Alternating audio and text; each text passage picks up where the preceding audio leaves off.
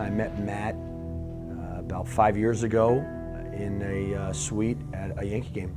Became really good friends, and one day he says, "Hey man, I'm thinking about starting a foundation and I'm very much interested in having you join. I think you could help me grow the foundation from all the connections that you have in the New York area." And I said, "I would love to do it."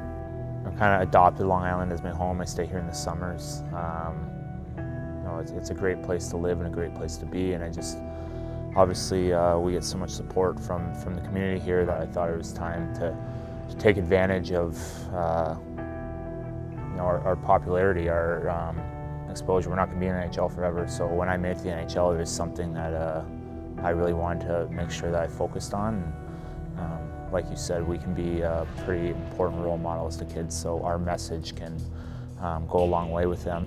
And this past off-season, he reached out to me looking to see what he might be able to do to get himself more involved in the community, stay in shape for the season.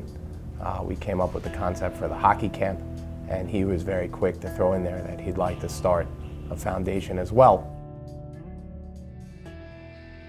Matt founded the Matt Martin Hockey Academy as the foundation's first event in the summer of 2015, hosting players between the ages of 7 and 14.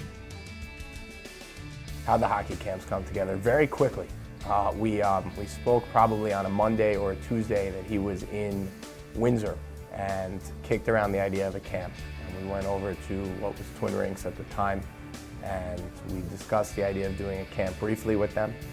They told us if we'd like to have the ice, go with it, and we kind of took a shot. Ended up with 93 kids in, I think, probably about 12 weeks that we had to really push the program. It was a big hit. We had a lot of kids, I think.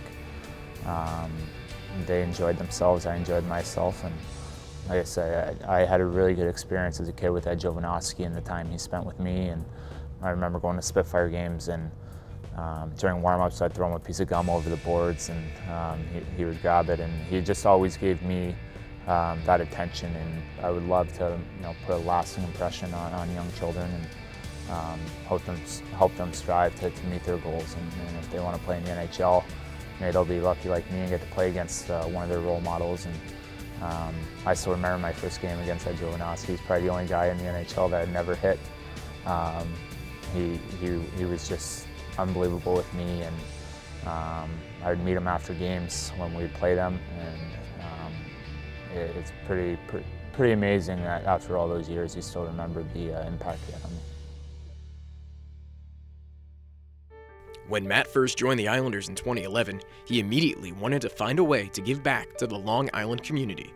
He started by partnering with Defending the Blue Line, bringing military families closer to the game of hockey, while also expanding the program to the NYPD Widows and Children's Fund.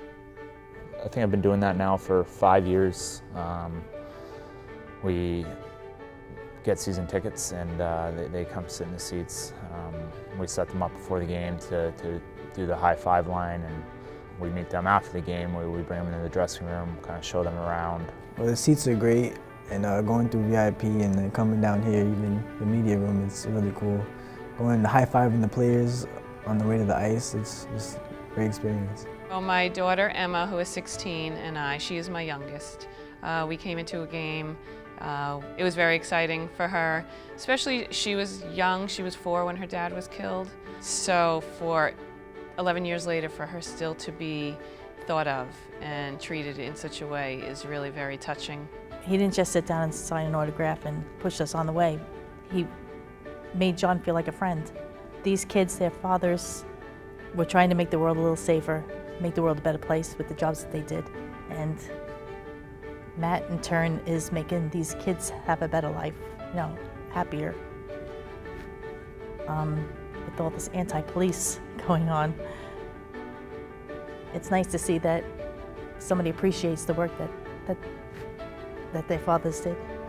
I'm a big supporter of the NYPD, police forces, fire departments, like the military, because people protect us on a much larger scale. But they're the true heroes. All these people that help keep us safe. They don't always get the recognition I deserve. I think obviously they're capable of making mistakes just like anyone else, but it's hard to watch sometimes on TV. You see the kind of the abuse that they're taking, and I think it was important to me anyway to make sure that they know that there's a lot of people that really have a lot of respect, and they take care of us, they protect us every day. This is one of the best cities in the world, and it wouldn't be that way without them, and we just want to make sure they know that.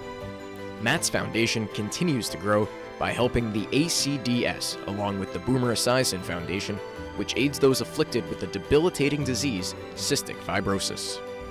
He wants to be on the ice with the kids. He wants to be making a difference with the NYPD Widows and Children's Fund. He loved going out to ACDS in Plainview and working with the children with autism and Down syndrome.